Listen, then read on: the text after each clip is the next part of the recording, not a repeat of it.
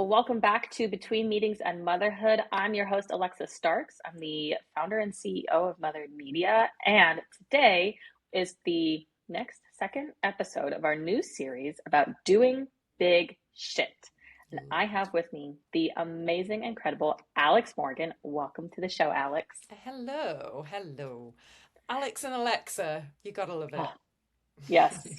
I didn't even realize that until you just said it, but I love it. So, Alex, you are a mama. You have an incredible podcast. Please tell us a little bit more about what you do.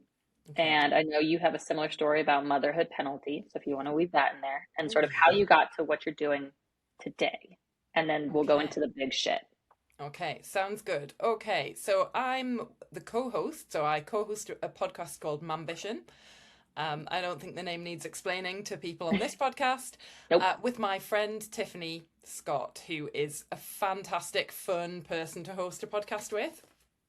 So I am based in the northeast of England, where we use the word mam as well, rather than mom or mum. So that blends really nicely into the name of our podcast. Got a bit of the regional flavour in there. Mm-hmm.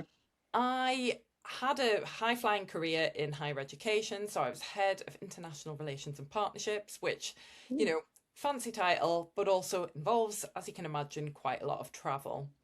I really enjoyed that. I'd been so into my career and loved the travel aspect of it. Really, really, really was always thinking about what next, what opportunities could I look for, and really quite focused on climbing that ladder. I loved working in a university. It's quite a cool place to work in. I mean, everything happens slowly, but it's a place for ideas. So you feel like you're doing good work at the same time. Mm-hmm. Is that what you went to school for? What you studied to do? Well, actually, so I did languages at university. I did European studies and Spanish at university, which led me, it was kind of connected and it led me down that path to international relations. But I did a year abroad in Barcelona. I kind of experienced that side of being an international student and I just loved the whole thing. So I loved working in higher education. I'd previously done a lot of roles of supporting international students and really enjoyed that. Was having a blast in my career, really enjoyed that. I didn't have my son until I was nearly 38 and I had him in the pandemic. Now, my son was diagnosed with health issues at our 20-week scan, and that led me to go to my 20-week scan and literally not return to work for 18 months because my pregnancy was in jeopardy. He had basically a rare disease where his left lung hadn't developed properly and it was the bit that didn't work was full of non-cancerous but could become cancerous cysts. So he needed major surgery to remove most of his lung once he didn't have that when he was born. He had that when he was a year old, but we had time in NICU.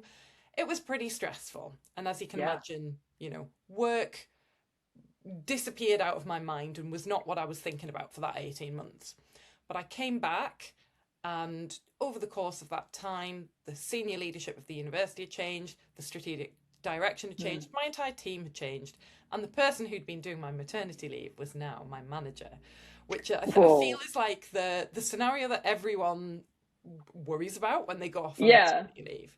Especially a long maternity leave, Yeah, and 18 months is a long time to be out of the office. The whole world had changed as well. Everyone had spent that time working from home. There had been no travel to deal with or arrange during that time. So they could really focus on strategy and stuff like that, all the kind of things that I wanted to do, but didn't have loads of time for pre-pandemic.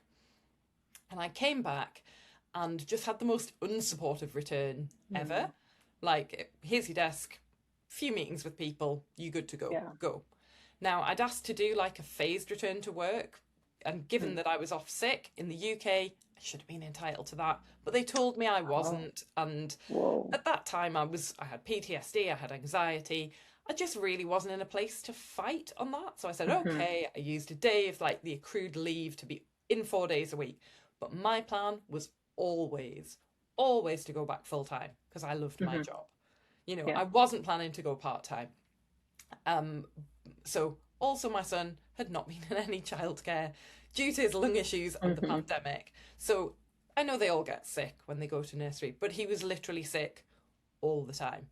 Yeah. So, you know, disrupted start back to work, but really unsupportive. And the crux came when I was asked to fly to Pittsburgh 4 months after I'd returned to work at 3 days' notice for a week while I was still Whoa. breastfeeding. And I said, oh, sorry, I can't do that. I'm breastfeeding. And that, again, in the UK is a protected characteristic. Like, you know, they should not discriminate against you because of that. Yeah. They should facilitate it. And the manager that I had at the time, the person who'd done my maternity leave, who was a mother of 2 small children, said, well, I think you should go, to me saying I couldn't. Whoa. And I said, I'm sorry that you think that, but I really, really can't. I'm just not going to do it. And after that, everything shifted. I could tell she was annoyed because she had to go on the trip. But, you know, sucks to be you. You're going to have to do it. I'm not going to do it at 4 months return to work with my new, like, my little child. And I always wanted to go back to the travel, but not that quick and not at short notice. Like, I'd have had to put so much in place. But that led to the motherhood penalty, like, slapping me in the face pretty hard. I was sort of undermined in meetings. Any work I did was, like, not right or picked apart, basically. And because she'd been covering my maternity leave, she had built up a really good relationship with my team. So even when I came back, they were still kind of looking to her as their manager because she hadn't moved on anywhere. She was still there. And they were all new, so they knew her for the 18 months I was out of the office. So that made things very difficult. So yeah, basically, motherhood penalty really slapped me hard in the face. I pressed on with it for another few years, but while really just hating my job and hating large portions of my life because of that. And eventually, the UK higher education system is not in great shakes at the minute financially. Most universities have made huge numbers of layoffs, so they were looking to get rid of 300 people. I took a year's salary and I jumped. So yeah, I don't work there now. I'm now self-employed. And one of the main things that I do is I host Mambition Podcast because I went back to work and I was like, this shouldn't be this hard to go back to Shouldn't work. be. Still have a career. This shouldn't be hard.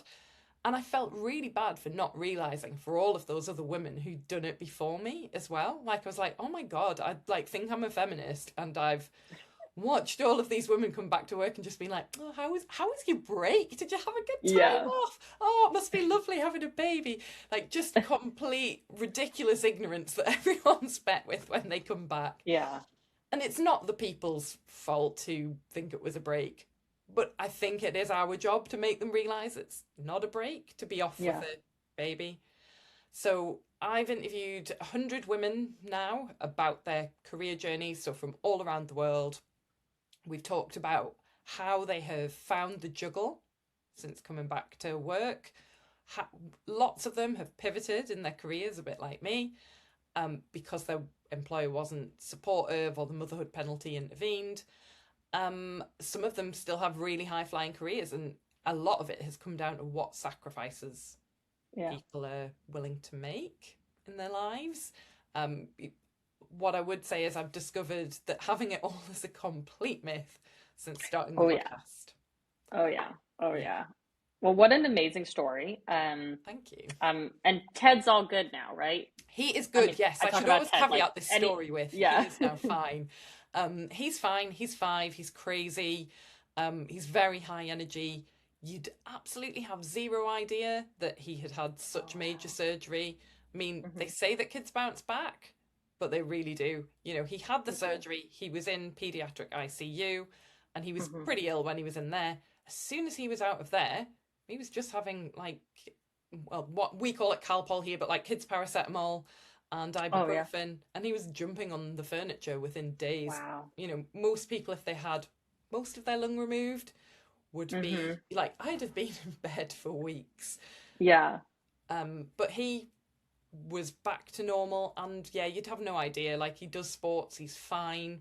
We don't have to, he's not even under consultant care anymore. So Wow, all that's good. amazing. Hmm. That's so good for your mama heart. I know the Hmm. anxiety must be just crazy. Um, Yeah. so that's a lot for you to go through as well. But Hmm. I mean, I feel like we hear so many of these motherhood penalty stories Hmm. lately, and it's all over my LinkedIn because we live in that same like Oh working yeah. mom community network. So I guarantee every day I'll at least scroll through LinkedIn and see one person at least talking Hmm. about, I just got laid off or blah, blah, blah, or when I Yeah. was laid off last year and now I'm doing this. So you now do Mambition podcast, but does Hmm. that bring in money? So we haven't monetized it yet. I think we easily could, but I I kind of want to build the trust with our audience because I Hmm. feel how important they are. Um, I think though I basically I don't want to be like, sorry if you're sponsored by AG1, but I don't want to be like doing the I'm not AG1 sponsored by you. adverts or anything like that. I don't want to be doing that. I will happily work with brands that are aligned with us and that I care about, but I don't want to just be advertising anything. So that's like a Mm-hmm. conscious decision we've made up to this point. Yeah. But we're looking at how we could monetize it in. I'm not saying it's unethical to make money, but I want to do it in a specific way. So we've really worked Mm-hmm. on engaging with people and building the community. And then essentially what we are looking at is how we then develop that community in a way that will bring us an income, Mm-hmm. but Yeah. in a way that is supportive and building something that the women who are listening to us need has been really important. So how I make money is I have my own consultancy business. Mm. I do coaching. With the consultancy, I again like basically when I took redundancy, I really thought deeply about what I would like to do in the future. And I decided I didn't want to work with anyone that I didn't feel like aligned with, which might sound a bit woo woo, but at the No, same I don't time, work with anyone I don't align with. It's all values based. Every time I meet with someone, if we don't vibe well, yeah. it's And not worth that's it. it. I don't want to be self-employed, but then be doing the grind and the hustle that I was. I mean, I don't want to be doing and feeling how I was before. I've made a Yeah. conscious decision to like change my life and to have the flexibility I need, be able to do the school Mm-hmm. pickup. I want to work with nice people that I'm aligned with. So I've got like a couple of clients that are very, very deeply aligned with what I do, that are providing coaching or support to women in the workplace, that are helping women career pivot. And I also work with a charity who I do bid writing for them. They support children in hospital when they are unable to have their parents by their bedside. And that, Mm-hmm. obviously really strikes a chord with me Yeah. because of what we've been through. So there are a couple of examples of people I work with.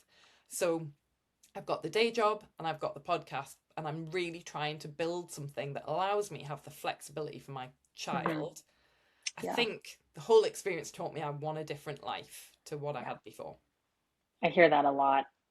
I hear that so often that realization of it's not worth it. Hmm. This is more important. And I Yeah. need to build something that allows me to be present where it is most important. Yeah. Okay, so let's talk about the big shit now. Like Hmm. your big shit goal. What is it? What is your big shit goal? What does it look like? And then we'll get into the anatomy of how to make it happen. I mean, okay, so I mean, I have ADHD, so I have like many, many ideas and goals that I like want to shoot for. I mean, some of it is around doing in-person stuff because I love that connection with meeting women, talking to women, hearing their stories. I love you're probably gathering, I love the talking bit Yeah. as well. So I would love to offer some kind of retreat for mothers to like help them and help them heal from their experiences and really find communities, Mm-hmm. find other women who are going through the same stuff. Now, I'm not expecting people to fly in from other countries, so I'm assuming that's going to be People do that though. they do, but predominantly UK based, and where when you meet up with people with your kids and you never really finish a thought or like get through a Yes. conversation, and it's lovely and it's fun, but at the same time you're like, oh, I was really into that conversation. We didn't get to talk it through. Yeah. But where you can meet with a group of women, it's going to be somewhere out in nature. Like I organise this similar sort of thing for groups of my friends where we go and we stay in a lovely house and there's a spa and, you know, where there would be like nice, nourishing food, that it's going to be really like really relaxing, and that relaxation that people who are tired, people who don't get space to themselves, Yeah. people who don't get to put themselves first get to focus on. And that's what I would really, really love to do. I think that it's a long-term goal, and I think that the in-person aspect of it makes it slightly more challenging because you're expecting people to travel to you.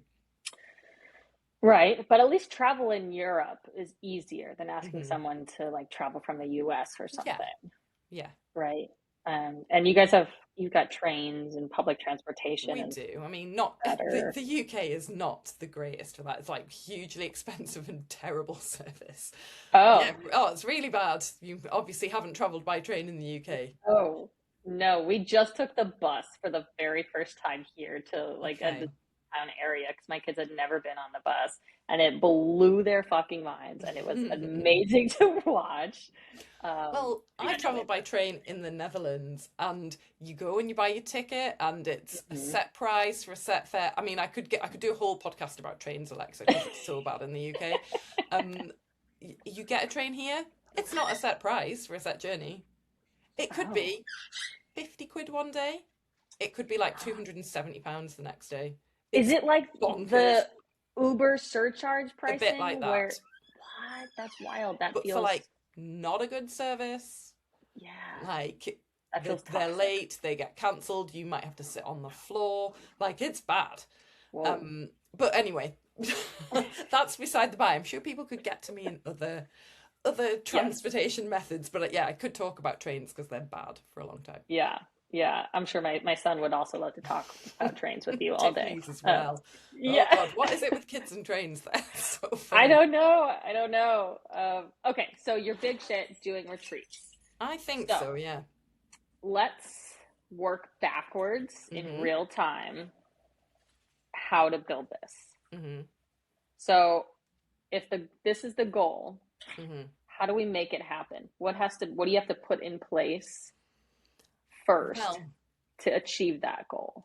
a little bit like Field of Dreams. I feel like it's the kind of thing, if you build it, they will come. I think it would be an Mm-hmm. element of doing a trial run, Mm-hmm. of inviting people and maybe personally inviting some people that I know online.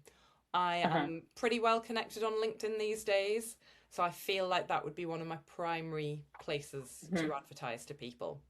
And I've already looked at like retreat venues, where other people that I am connected with have done retreats, so writing retreats and things like that. And I kind of have the rough idea of what you would charge for a package like this. But I think for me, I kind of have an idea of the mechanics, but really working backwards, what I want to do is design the program that I would love to go and do and make sure that Mm-hmm. that content is really right and that it's the kind of thing that is going to give these women who maybe don't get to do this kind of thing very often, they might be in the early days of motherhood or whatever, what they need in terms of the relaxation, but also like Mm-hmm. some yoga, some meditation, that kind of thing that helps them like focus on themselves. So for me, I think the next steps are like designing what the program looks like and what like making sure that we've got the right location before then putting it out there. And I would prefer to do it as kind of small groups, you know, Yeah. sort of like the 10, 15, quite intimate size little Mm-hmm. groups of people. Mm-hmm. Because I think you want somebody to be able to come along to it by themselves Right. and meet people and actually like make meaningful connections. Mm-hmm. Yeah. I love it. I love this. Well, sign me up. I mean, I'm just a short flight away from you, so that's Yeah, easy. I indeed. would love Yeah, to go. cool. Um, okay, so I mean, this sounds very doable. I mean, I've been thinking about it So for a while, so I do have okay. like a So what's the holdup foundation, I then? guess. But I think maybe what I need to do in terms of the doing the big shit is just do the thing. Maybe that's what I need to do. Maybe that's my next Yeah. step. Just actually do it. Mm-hmm. Yeah. Yeah. That is one of the hard things because it's Mm-hmm. scary too. Like part of doing big shit is if it's really big, it's a little bit scary, right? It gets you a Mm-hmm. little bit out of your comfort zone, doing stuff you're not used to doing every day. And so naturally our bodies they like the same rhythms, routines, habits, rituals. And so when we break out of that to do something new, our body is like, and then our nervous Mm-hmm. system is like, don't do it. And so it gets uncomfortable, but that's where we grow the Mm-hmm. most, is in Oh, those moments of 100%. discomfort. So what do you think? Is there anything personal development wise or anything you think you need to grow or learn a new skill or, grow personally to be that person who can throw a phenomenal event and then continue doing it multiple times over and over? I think events wise, so a big part of my previous job, I organized huge events with either big groups of people or like people like this the Saudi ambassador to the UK who comes with like bodyguards and security and all of that kind of thing because he's also a Saudi royal. So Mm-hmm. I have organized lots of events. So I feel really comfortable in that area of like what makes a good event and making sure that that's together. I think even though I'm like an online person and that I've built a lot of people, the selling bit to me is probably the uncomfortable bit. The self promotion, I tend to lean into being funny, and I don't necessarily see that as a flaw, but it can be a defense mechanism. It can be like, well, Yeah. people always like their funny content, it's like it's Right. easy, whereas the Mm-hmm. actual, and I know this from somebody else who runs writing retreats and is local to me and really cool person who we've actually had on the podcast. She said when she posts about her writing retreats, she gets crickets, nothing in terms Oh, of engagement, but that they usually lead to somebody signing up to come to the retreat. But hmm. it's getting over that discomfort of like posting something and nobody Yeah. liking it, or nobody visibly being like, oh, yay, this sounds like the best thing ever, because you might not get that. So Yeah. I think there's part of me that's like, I don't know, the salesy element of it feels a bit icky. Mm-hmm. I don't know how you feel about the salesy element of doing this sort of thing. It's probably my biggest hurdle that like I need to do more of that. I need to market my own services better. I'm happy to hop on a podcast and chat, but the I, actual like, please come do my stuff, I don't like. I I definitely feel like it took practice to get more Hmm. comfortable with it, to get more comfortable with saying, this is $1,000, full Hmm. stop, like Yeah. end of sentence. And And not not like being rush like, to discount it for people. yes, and be like, oh, if you can't afford it, it's okay. Can you do 500? Hmm. And not also being like nervous saying it, Hmm. right? And it's taken a lot of practice. I've done a lot of sales calls, and a lot of, yeah, I feel like, I always listen to these podcasts about like manifesting and getting your nervous Hmm. system aligned to be open for wealth. And part of me is like, oh, it's so woo woo. And another part of me is like, no, I see that makes sense a little Hmm. bit. That like if you're like you can hold yourself back, Hmm. and that shows up in your energy and confidence. But it is hard, and I feel like it just takes practice and doing it enough times that you are more confident talking about it. And I think I've practiced a few times with my husband when I first started out Okay. and was pitching the workshops that I was doing to companies way Hmm. early on in my business. Like because I was never in sales, so I never had to Hmm. pitch and Yeah. have a sales conversation. And so I had him sit down with me and like practice a pitch until I was able I to like it. like say what I wanted to say Hmm. coherently and not stumble over my words. Hmm. And that really helped. So um, Yeah, I would recommend that. I spoke to someone who on my podcast about a year ago, and her whole thing is like visibility and asking for what you want. Yeah. And she said with her, like when she first started pitching, that she would say how much she would like practice in front of the mirror, and that she she increased her prices, and she said she just kept saying aloud what her prices were until she could say it without feeling sick. Yeah, it is. It's literally that. Practice it, say it to yourself, say it in the mirror. But it's a muscle you just got to develop like Hmm. anything else. And I feel like that's part of the entrepreneurship journey Yeah. is that's like another of the hurdles you just got to get through. And I think because, I feel I would jump on a call with anyone and do a podcast now. Like, that to me is not scary, but when we start the podcast, we were like, what are we going to ask this person? We procrastinated a lot before we did Oh, it that's so because we were funny. like, okay, let's plan out this episode, and like, let's get a Uh-huh. nice little script together, and like, we're going to have to do our hair, or we're going to have to do this. And in the end, like, Tiffany forced us to pull the trigger and just do a podcast and just record it. She was like, if it's shit, we don't have to release it. Yeah. Like, we're not going live. We're just gonna record essentially a video call, and then we're gonna put it out for people. So Hmm. let's just do it. Let's get on with it. And I feel like I need to do that. And what I think part of it is, so I'm a confident person, although I did take a big dip to my confidence due to the whole motherhood penalty, Yeah. being treated badly in the workplace thing. However, I'm new in the entrepreneurship game. I've Hmm. gone from being employed all my career, and I need to just that is the missing piece for me. It's the kick up the butt to feel okay with the salesy bit. The salesy bit is something I don't like. And working in a university, you would find stuff that it's like it's a different kind of sales. You find something that you want to collaborate over. Your academics Hmm. are like the perfect fit. And so in my head, I can do that bit, but the actual pitching of sales is something I think I just need to get my head into some podcasts and like really, yeah, not I procrastinate on it, not have to learn everything, but just start doing it.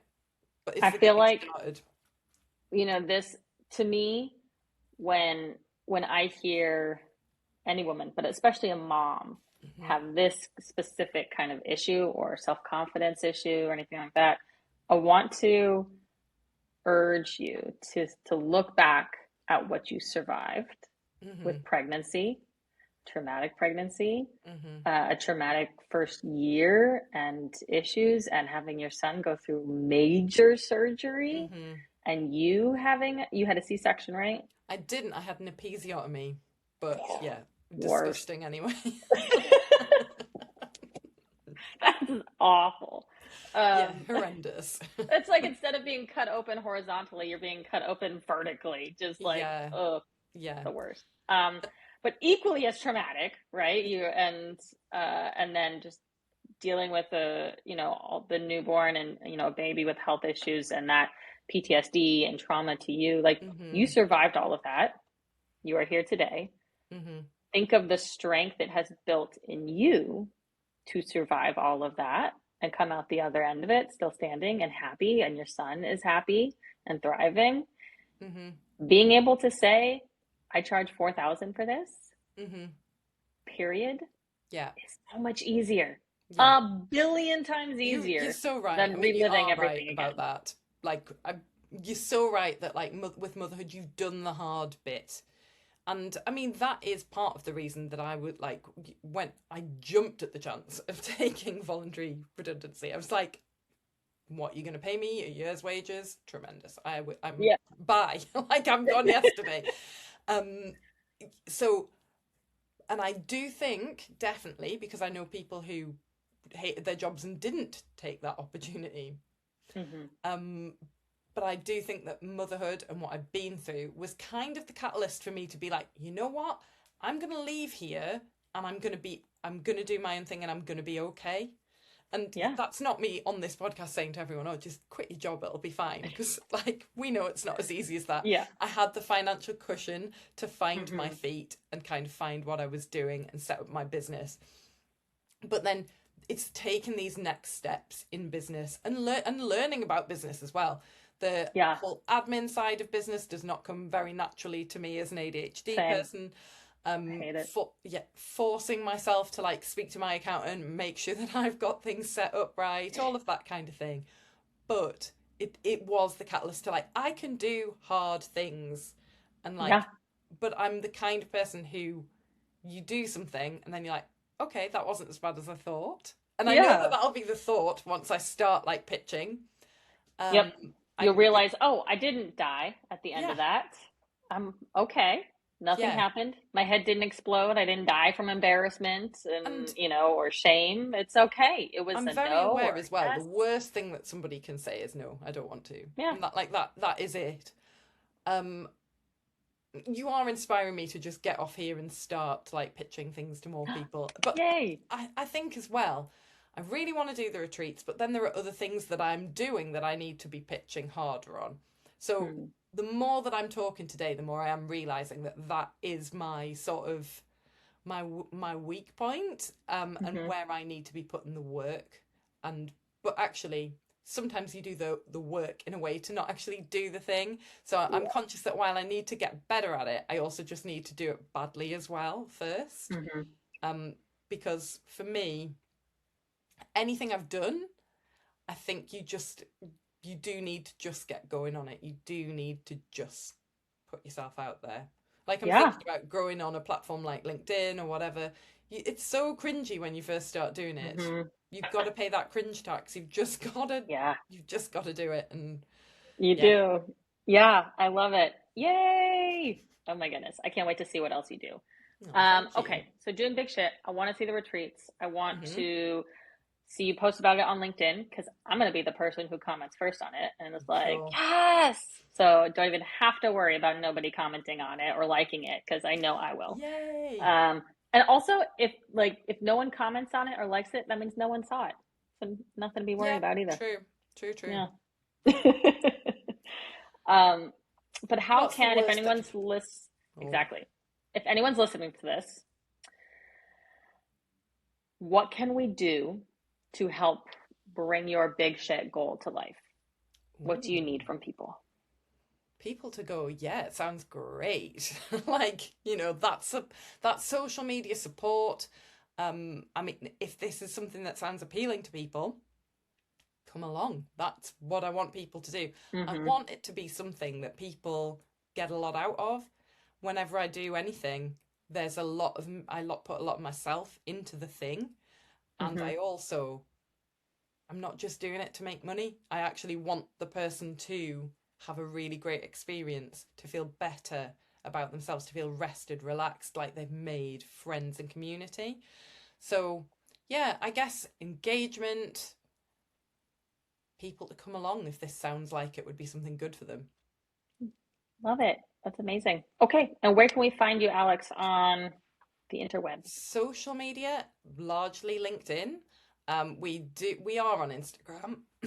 Excuse me, look at me losing my voice at the very mention of LinkedIn. I'm I horrible know. like while we're talking about stuff we're bad at, I'm horrible at LinkedIn, people. She's No, I'm not. not. I'm She's not. I'm not. not. I'm good at LinkedIn and I'm horrible at Instagram. It's just not like the place for me. Although I know there are a lot of mums on there. So maybe you can come on to Instagram and convince me it's not a horrible place. We're at Mambition Pod on there. Um, and I'm also writing on Substack now about my Yes. experiences. So I'm on there as not that Alex Morgan, because I'm not the soccer player.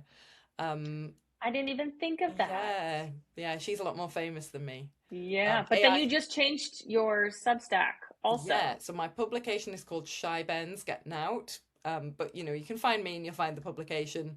That is a saying from where I'm from that means Hmm. shy children get nothing, and basically, like, if you don't ask, you don't get. So the whole thrust of this conversation. Yes, So literally that. come along, read about my horrible journey through pregnancy and the motherhood penalty and what I'm doing about it now. I love it. Well, we will link to all of that in the description. So if you're listening to this, you can Cool, thank find you. that in the description below and follow Alex and the incredible God, Mambition brain. Podcast. Um, no, retreat. Retreat, The that's it. retreat that Yeah. you're gonna build. Sorry. Yeah. Don't worry. You're Brain still coming fart. though, right? But anyway, yeah. Anyways, yes. Anyway, Find Alex's information in the description. Thank you so much for joining, Alex, talking about doing big shit. And I'm super thanks. excited to see what you build. Thanks very much.